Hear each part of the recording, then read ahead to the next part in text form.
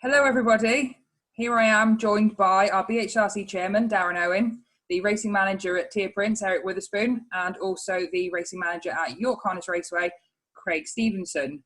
So we're here to have a little bit of a chat about the live streaming, hopefully that's hopefully going to be happening now through July and onwards to the remainder of the season, and a little bit of background information about the online bookmaker that could be getting involved with that as well. And generally, just to give a bit of an update on where Tir Prince and York are in terms of being prepared for the start of the season as soon as possible, we hope. So I'll just start with you, Eric. Okay. Do you want to give us a little bit of an update on where Tir Prince is at in terms of preparedness to race, in terms of the track itself, and also leading on to potentially this deal with an online bookmaker and the live streaming? Okay, thanks, Sarah. We were approached through via Darren at the BHRC, and we were approached by a company called Raceway in November time, and they're an intermediary between racing and the bookmakers, and what they try and do is get product for the bookmakers to stream. We signed a deal with them to agree that they had 12 months to try and find a bookmaker who wanted to stream our product. And we had a little bit of dialogue with them earlier on in the year. People were interested. And then obviously sort of March time, the beginning of March, COVID-19, it started to become apparent how serious it was going to be. So along with everything else, harness racing and the streaming went onto the back burner. They got back in touch with us a couple of weeks ago and said that they had an online bookmaker who was interested and that they wanted to take all of the content for the rest of the season. We agreed. We agreed in principle that we would do that, and it was based on effectively our income will come from us getting a percentage of the turnover. They don't. So we looked at it and we decided that we'd take a punt on it, basically. In Wales, as you'll know yourself living in Scotland, Sarah, the rules are slightly different to what they are in England. Yeah. So our next lockdown review is the 28th of May.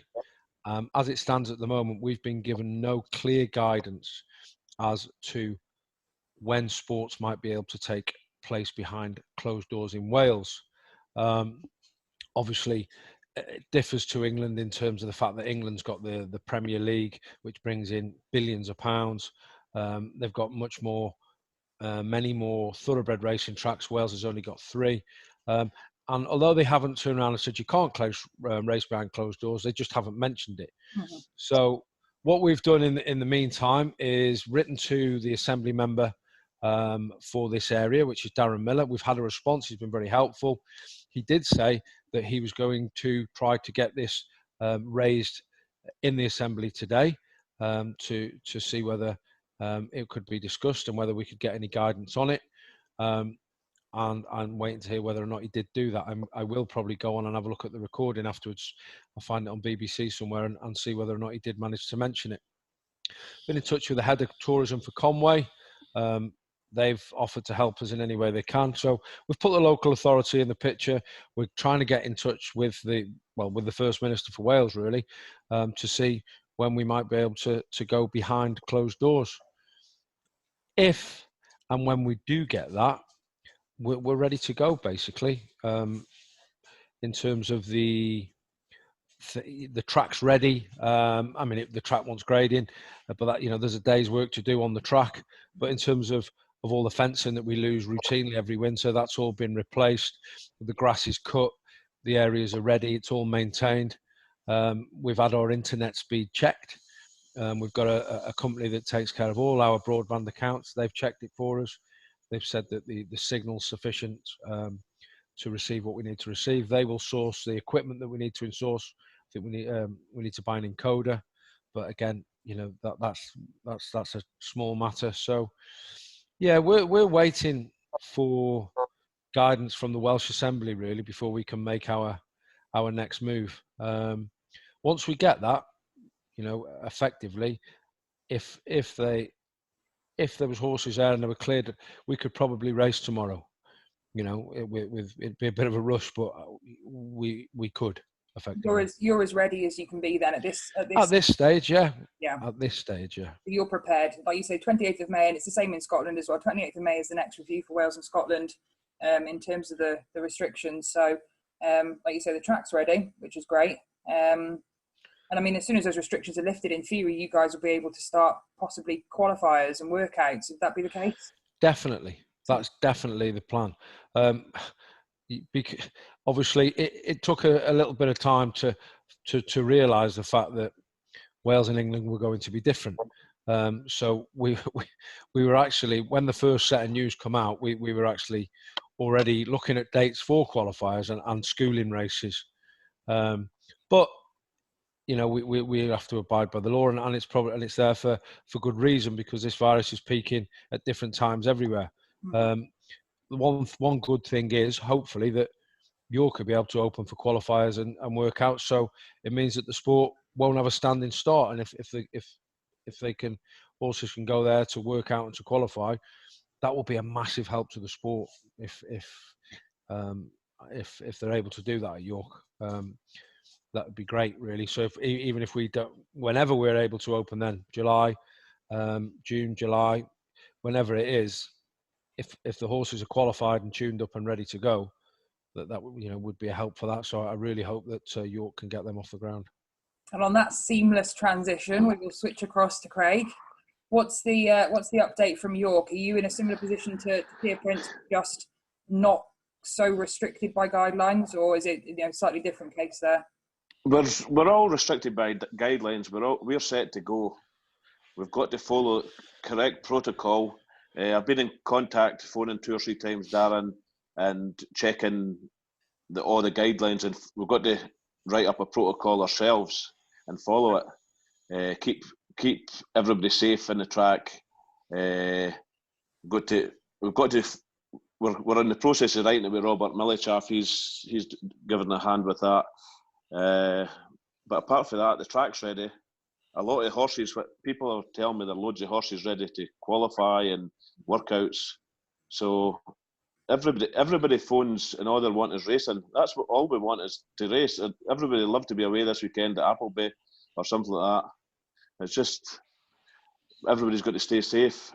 The streaming with bookmakers is what the sport needs. Mm-hmm. It's been crying for this for years. We've got a great product, and it's possibly going to the 2 of the best tracks that you could stream from is York and Tir Prince. And some of them big races is fantastic to watch. There is other great racing around the country, which hopefully could maybe take off from this. Everything will feed through it. Oh, definitely. This is the door opening, I think, that maybe we've been waiting for. Eric, you mentioned that it was November last year that you guys have got in touch with RASLab to maybe look at online streaming. The way that things have developed in terms of the COVID-19 crisis across the country has possibly brought forward this whole process a little bit, because online bookmakers are finding themselves now short of a product to put out there. And like you say, Craig, if this starts well at York and Tir Prince, then perhaps it could lead on to other places. Definitely, Sarah. I think it's ironic, isn't it, really, that something like this might give us the opportunity that we've been waiting for. But out of all huge world events, the opportunities do arise, and if this is the one good thing that comes out of all this, then so be it. I think all that we can do is try our best, make sure that we're ready. We certainly, in the conversations that I've had with both Craig and with Mick, myself and Adam, we're up for it, basically, because, and I think not only the streaming, I mean, obviously the streaming is massively important because it's the only way it will allow us to race behind closed doors. Mm-hmm. But I think there's a real feeling amongst the 4 people that I've just mentioned there that it's important that we do try and have some racing in 2020. To lose the whole season, we've already lost all these big grass classics and all the, a lot of smaller meetings which are important to the people that organise them and that area.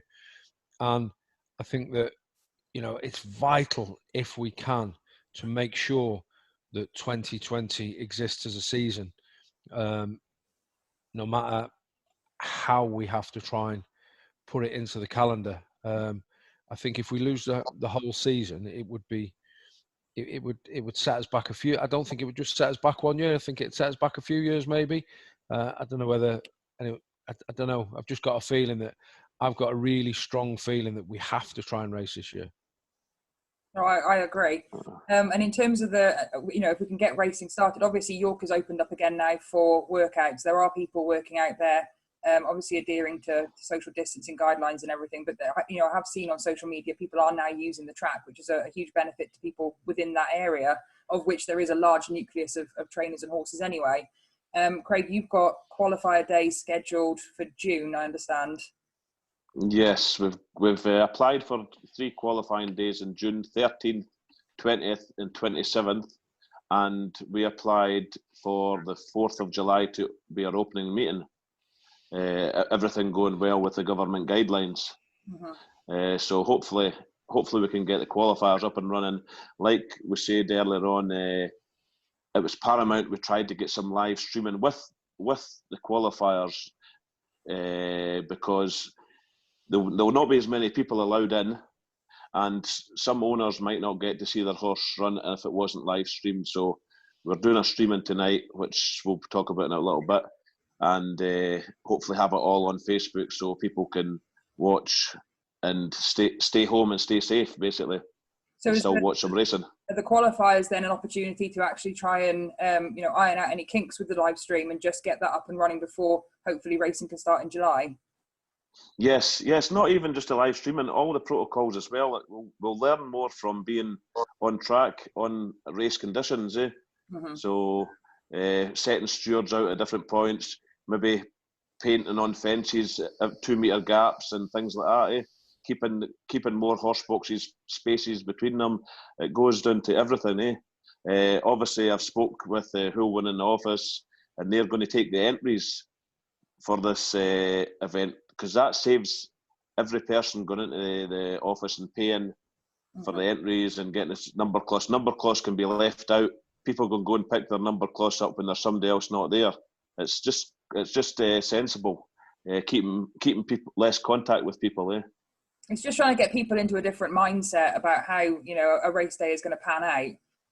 And then in terms of when the racing, provided the racing can start, provided York can go ahead with the 4th of July, how will it work? Have you guys discussed how it will work in terms of, who's going which meetings? Because a lot of the previously scheduled meetings through July have now been abandoned, because a large number of them were grass meetings, standalone grass meetings, and the organisers have said, no, do you know what, we've cancelled. So all these 3 weekends in July, do you envisage it being York 1 week, Tir Prince the next? Or are you going to look to try and move to 2 meetings on a weekend with a Saturday, Sunday, or a Friday and Saturday? Have you guys actually kind of discussed that and maybe even contacted the BHRC to see how it's going to work? We've definitely discussed it, Sarah, and I think I put on Facebook that there's going to be an unprecedented amount of cooperation between us this year, because we need to work together. I think yes, we're going to, these dates are available. We're going to sit down, we're going to look at them, see when works best. See, the other thing is that we need to consider, once we've done a couple of test meetings, we need to consider what days and times might be best for the betting public to be able to watch us, and what gaps that they might want us to fill.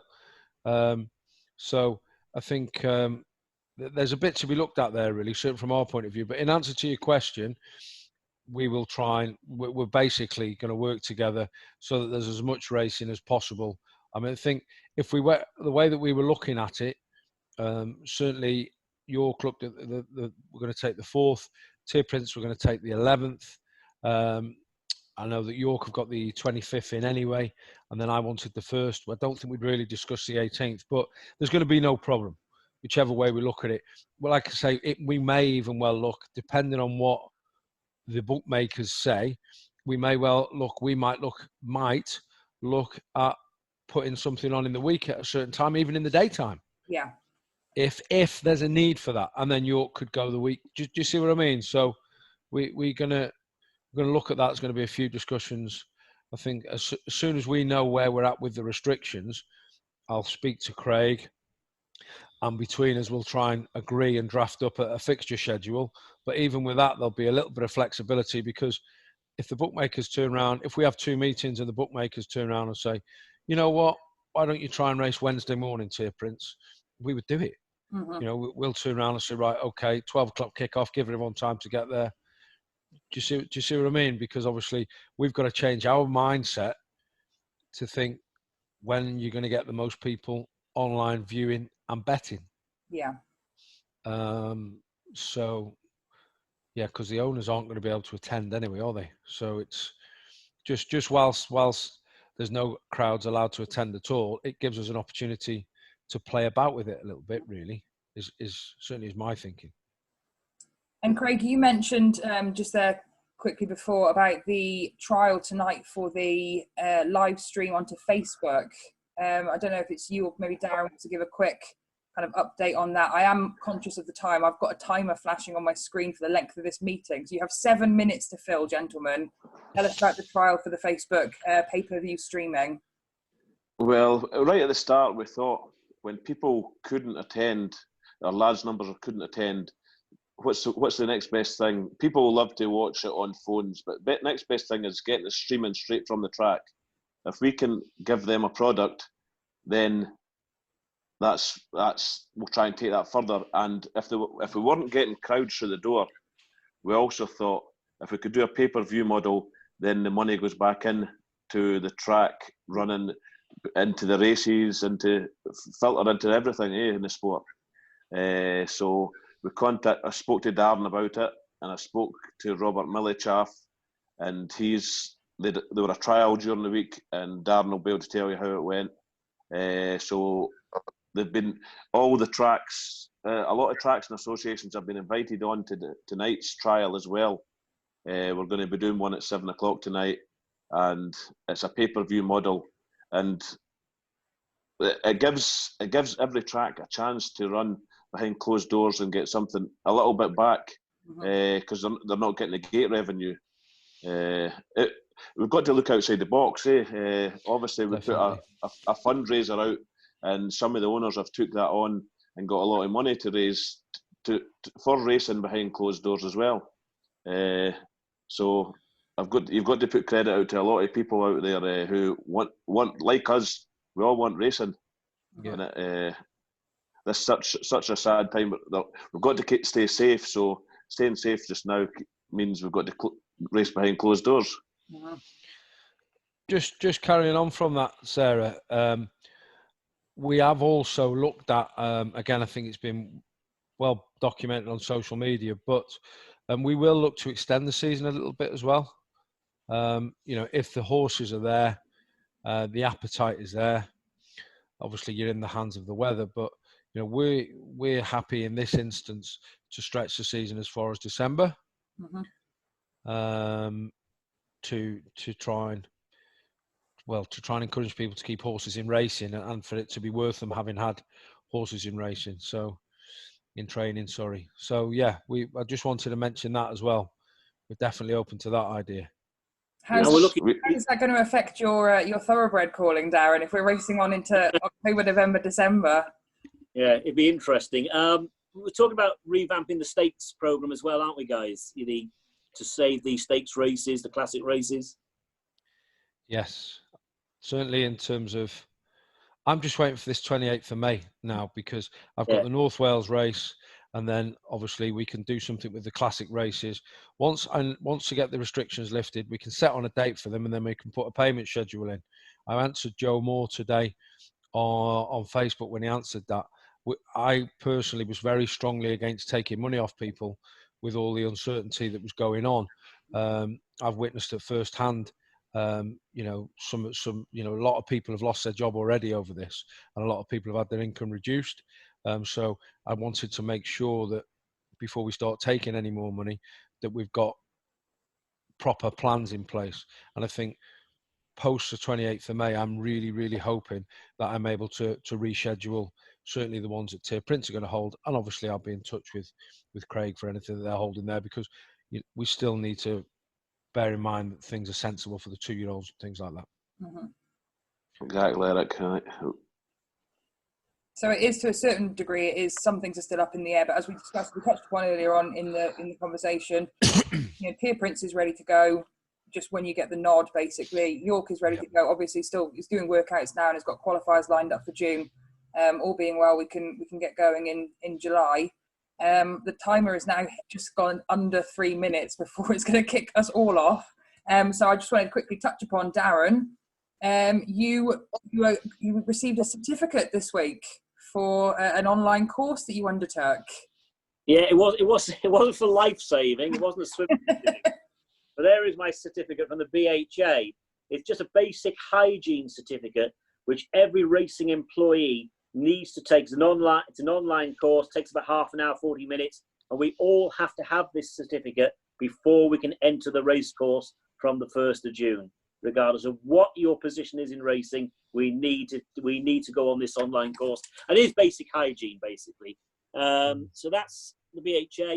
Talking to the BHA, I spoke to the BHA about a week ago about protocol for racing behind closed doors. And Eric mentioned about the rules with football. The rules at the moment, of course, they're talking about elite sports. Elite sports cannot take place before the 1st of June. Now, we're probably, in all due respect, not classed as an elite sport, but we are a business.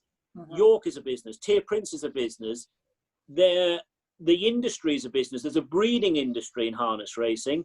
There are public trainers. So people are relying on this sport for a business. And I really do think we have to be big on that now, because, this is why we want the sport now to be launched over the coming weeks. There are people that rely on the sport for a living. As Craig says, obviously we have to adhere to the protocol, and we will have to prove that we can do this. This will be real strict protocol.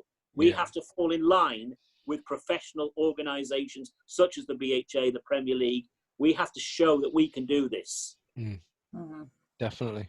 Right, and on that note, gentlemen, I do have to warn you, it now just says less than 1 minute at the top of the screen. So Darren and I will be back at 8 p.m. live on YouTube, where we will discuss that haircut. We're not going into detail now. What hair? For a while.